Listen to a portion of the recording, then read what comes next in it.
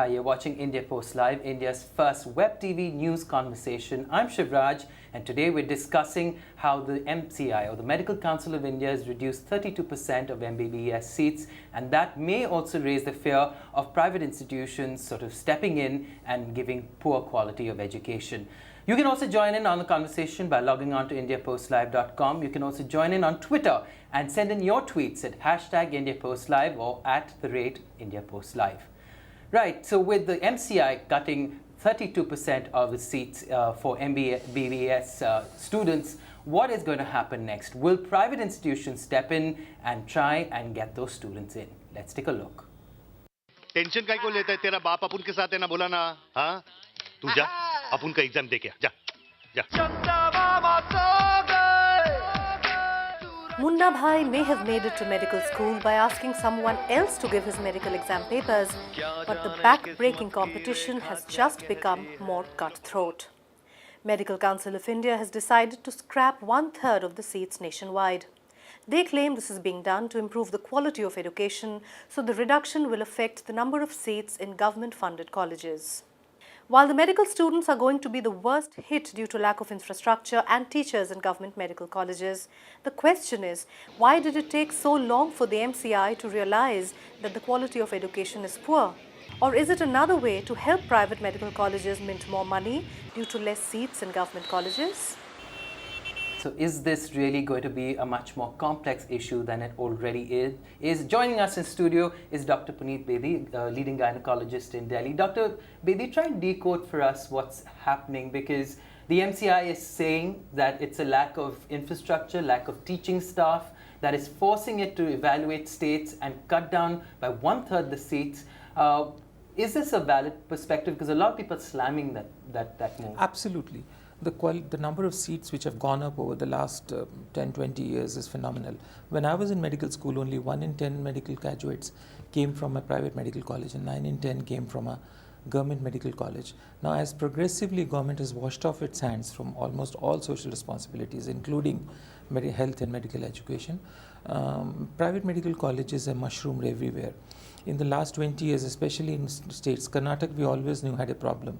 So there's been a malignant growth for growth's sake in these medical colleges and seats, and each seat brings millions of rupees. And I think we need to understand that medical education, more than any other form of education, is to prepare, it is for the patient care, it is for the healthcare structure of the country, and not a right of a student to get a degree by hook or by crook.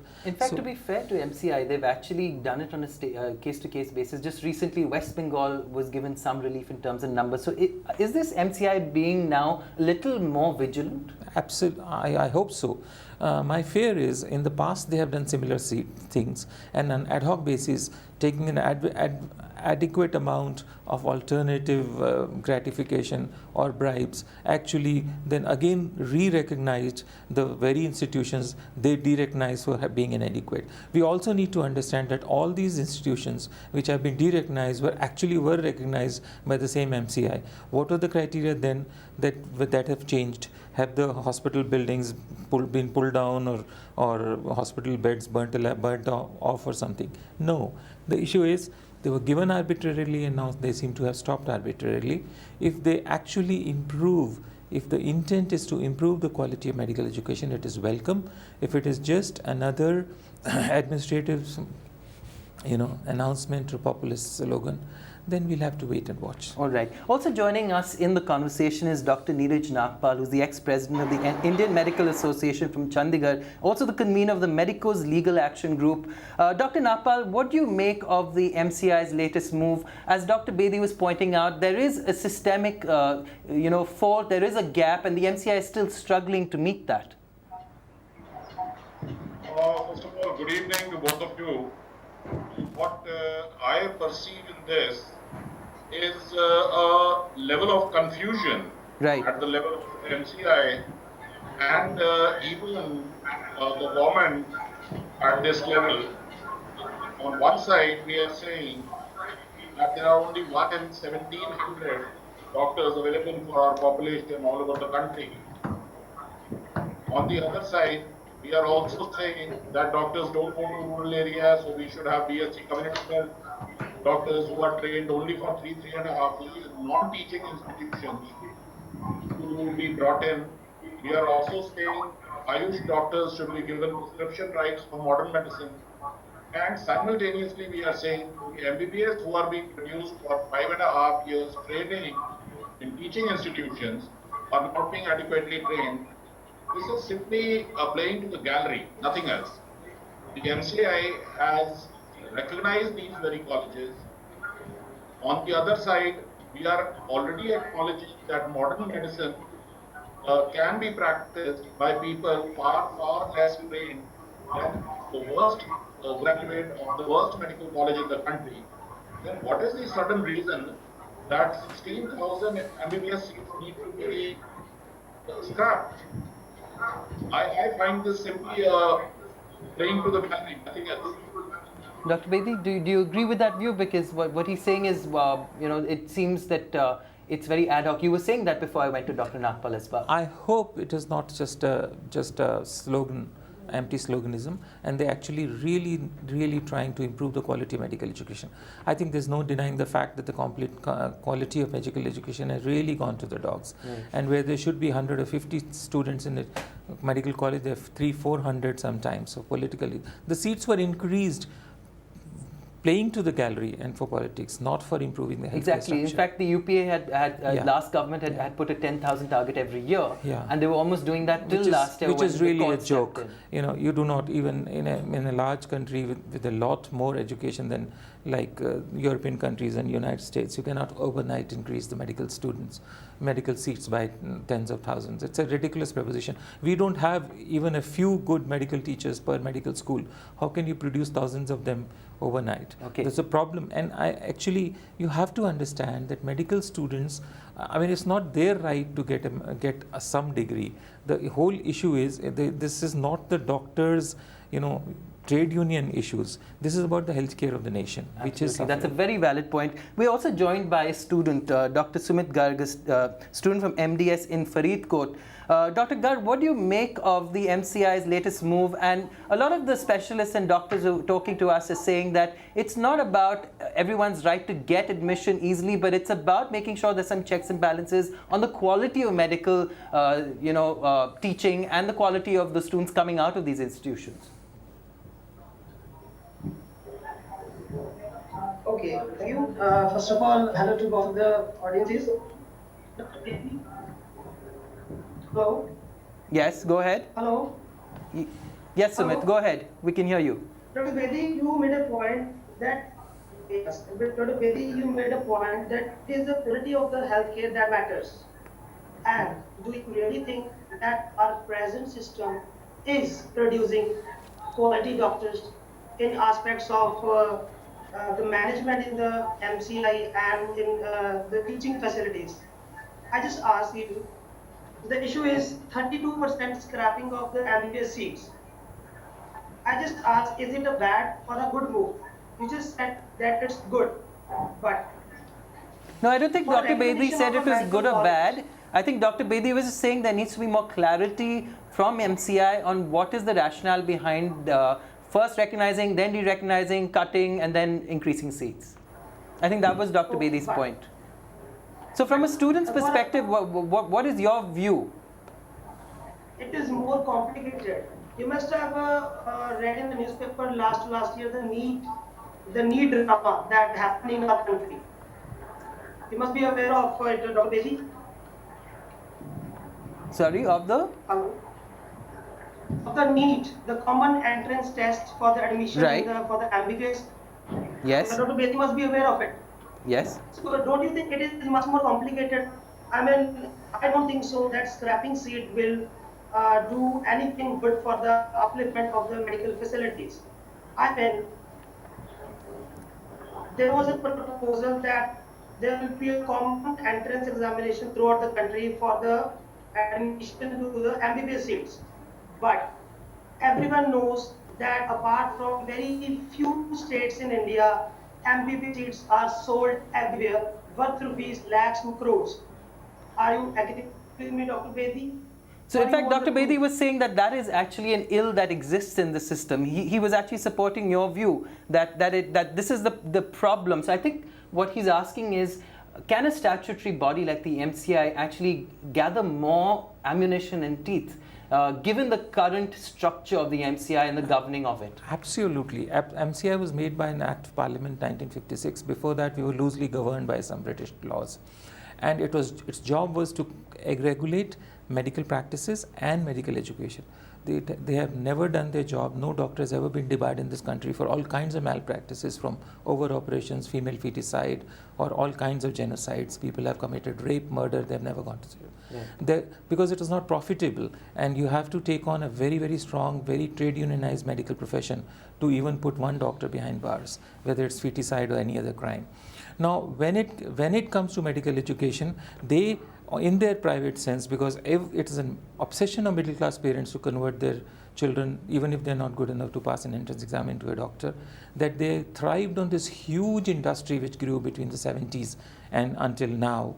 Every year, tens of thousands of medical graduates means billions of rupees exchange hands. Now, of course, they need to regulate, need to regulate the entrance exam, but much more, we have to understand that these substandard doctors which are being produced were passed by the exams, they went through the exams which were supervised by the same MCI. Right. You know, so MCI needs to regulate the quality of education, and so the quality of medical students. MET that was universalized across the country, and the fact that it is it is a system, but still people work around it. No, the system was not brought up because they lost the case in the court, and the judge in the last minute just before retiring said that it is not. I mean, nobody can say that a centralized admission test will not improve the quality of medical students getting into the medical school. But of course, it is against the business of running medical colleges, and that is why it was scrapped. But that is my issue is for between 56 and now, nearly 60 years, MC has not done its job. If it is doing it right now, I would be very happy it does. My suspicion is that this is just another way of then, and they'll backtrack again. All right. We're also joined by another student from MDS in Faridkot, Dr. Vikram Sohar. Dr. Vikram, what do you make of the fact that the MCI is not only cut back on the seats, but is saying that they might not even budge when it comes to increasing numbers in the coming future? How does this impact you? As I am an MDS student, in our field there are only 150 MDS government quota seats. That is all in the 50% seats. And rest all the they are all private seats. And there are more number of seats than the students in the exam. So therefore, all these are okay. We seem to be having a little trouble sort of... Right, okay. I'm a little confused. These are MDS students, Master of Dental Surgery. Right. They're not covered in Medical Council at all. But the other thing, Dr. Bedi, is while the government is talking about sort of rural service for doctors, there's a lot of resistance by the unions. There was a lot of problems of changing the internship period, of increasing it. That is a huge problem when the government is trying to take healthcare in a state where there's hardly any penetration in rural areas. How will this sit with that? What is the solution, or what is the next step? First, let us say the increasing number of seats has not improved the penetration at all. Sure. It won't, because these extra seats are in these private medical colleges where people spend really millions, sometimes 2-4 crore rupees to go through medical courses. They belong to a social class which is not going to, to places where there are no toilets or running water. So it's not going to happen.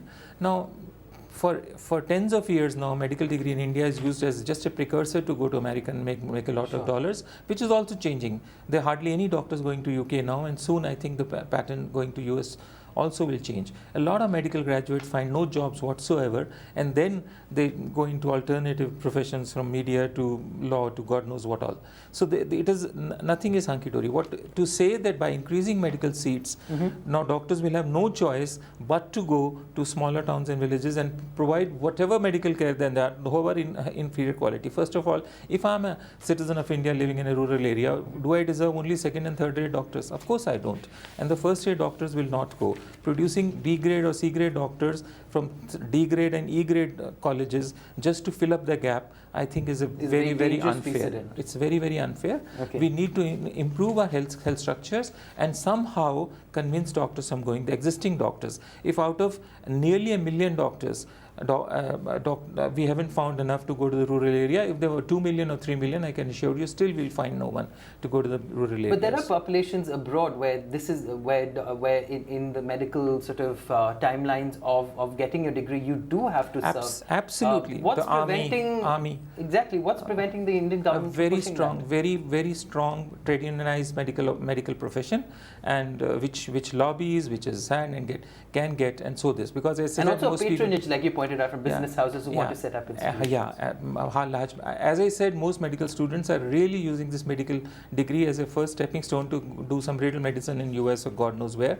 and they're not really into making a career in this country, leave alone a rural part of this country. So that will not change. I want you to understand, people who go to government schools, pass a very tough entrance exam to go into government medical colleges, actually belong to a social class which is so different from those kids who are going to the private medical colleges after spending millions of rupees.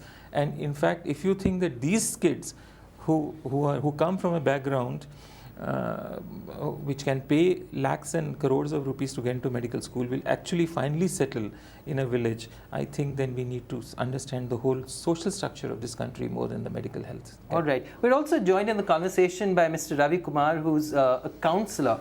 Ravi, what is your view on the MCI sort of now really coming down on numbers, on making it tougher for students to join the system?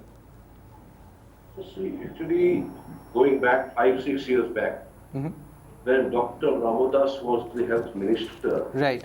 If you go by that time, there was the day when Medical Council of India, finding that the infrastructure in 6 medical colleges in Madhya Pradesh was below level. Right. Out of these 6 medical colleges, 5 were government medical colleges, more than 50 years old, and 1 was the private medical college. The private medical college went to the Supreme Court. Supreme Court asked the private medical college to prepare the infrastructure for the next year. Health Ministry, Medical Council of India, both were speaking against the private medical college. But by the evening, the Health Minister issued a news report or something, whatever it was through media only I came to know, even everyone came to know, that Health Minister has got a inspected the campus, and it is now within the quality. And it was recognized within few hours after it was heard by the Supreme Court. What will MCI do in that case? 5 were government medical colleges, 1 was the private, and private was recognized within 12 hours when Supreme Court barred it from taking admissions. What can MCI do in that? It's a story in the media, it's in record. Okay, Dr. Bedi, I think the other question is funding. The government in each budget doesn't really look at healthcare delivery and the entire issue with great amount of seriousness. I think there's a very low threshold in terms of actual infrastructure and funding. That probably is also tying the hands of the MCI and the fraternity as well. Unlike a country like United Kingdom, where governments are made or they lose elections on the basis of the public health system, public health has never been a vote-fetching issue. Sure. Because it's not a vote-fetching issue, it's a non-issue in a very highly politicized kind of setup here. Now we have a very large hierarchy. Now, a lot of times, since the time since independence, we outsource our healthcare structure to international agencies or NGOs, including UN agencies. Right. So they set up our priorities. They set up the priorities of family planning.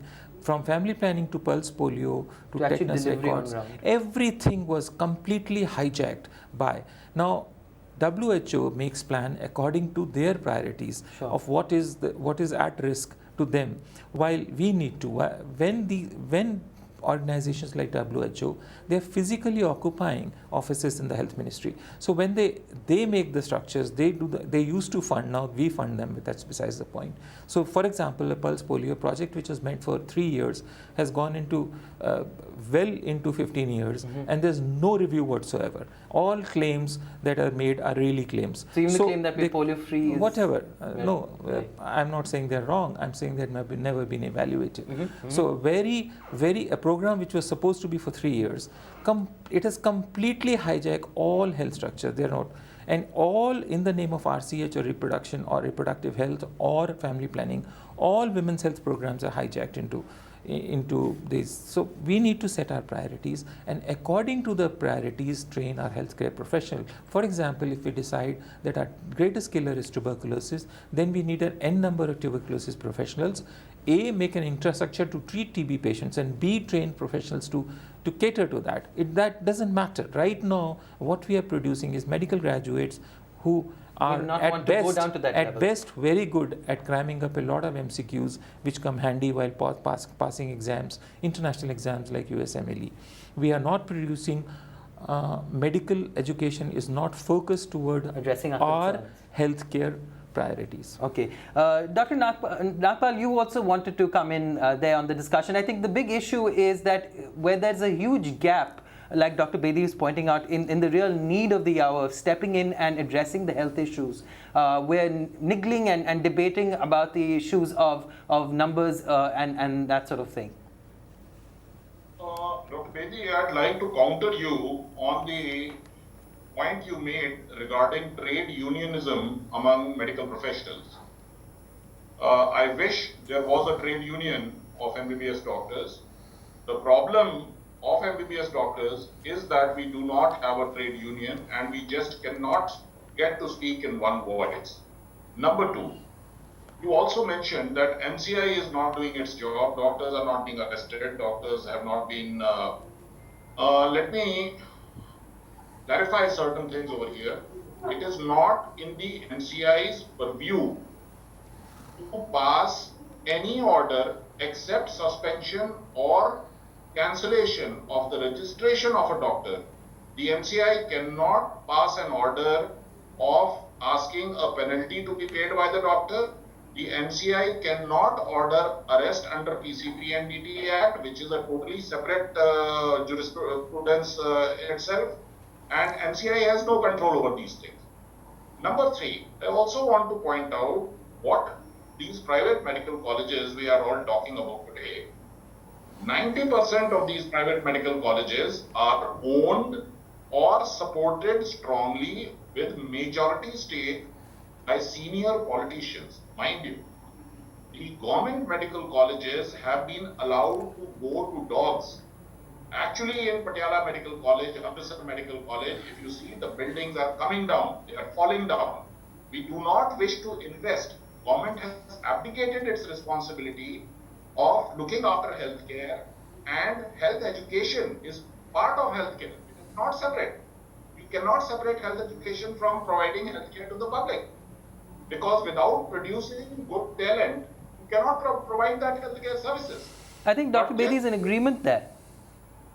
I think Dr. Bedi was making the same point, because I think it's very essential that we now look at matching the two rather than making it two separate things, because that's what's happening now. It's all about the numbers and about looking at going abroad for a lot of students who can afford it. When we are talking of cancellation of 32% seats, my point is this is simply playing to gallery. Okay. This is not, once we have a particular n number of seats, it is the MCI's responsibility to upgrade them. Just when entrance exam has already occurred, just when students are about to get admission, at that point, making a statement like this, 32% MBBS seats are scrapped, it causes a panic. Okay, fair enough. Today, you go to MCI's website today, I have written a post on this thing also. The MCI website, official website, nowhere mentions this fact. They have columns on various things, public notices, circulars. I checked each and every one of them. No MCI website column contains this information that yes, 32% MBBS seats in these colleges have been scrapped. Ultimately, once this news has been right? There will be panic. There will be a lot of hanky-panky below the table transactions, and after that, some colleges will again be allowed. If the MCI was so serious in November or December, the first general body of the reconstituted MCI was held. Why couldn't this decision have been taken 5 months ago before the exam was held? 5 lakh students today have appeared in the All India PMT, and suddenly you tell them the number of seats is not 49,000, it is going to be 33,000. 50% or more are reserved. There is hardly any person, and then when the students go to foreign countries to do MBBS, once they come back, we say no, you are not qualified. There is a backlog of 50,000 plus. 23% pass rate is the maximum that a foreign medical graduate coming to India is able to clear the national board conducted exam. We are having the pool of this human resources, we are not utilizing them. What pool we can create, want to check on that, and then we say we want BSc community health, we want Ayush people practicing modern medicine. I mean, we have to decide what do we want exactly.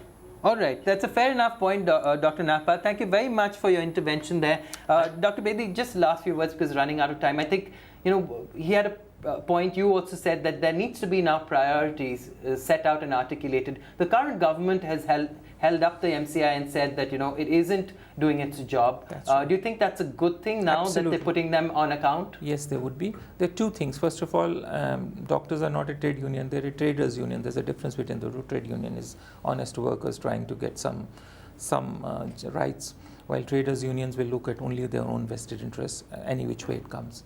And the second point that he made about MCI is a very strong body. I don't think, I'm not sure if he has read the Medical Council of India Act, but it can debar. Actually, no malpractice can go on in this country if the MCI actually takes note of it. But if it actually does its job. Yeah, it just needs to debar people, which it has never done. So basically, now let's come to your point. And the most important thing is the acid test for this new health minister.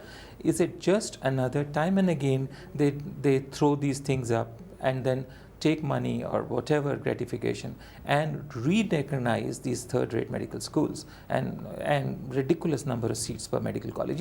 You see, you have to understand the economics. If 50 lakhs is what it takes to get a medical student in, 100-seat college will make 50 crores, while 200 seats makes 100 crores, as simple per year.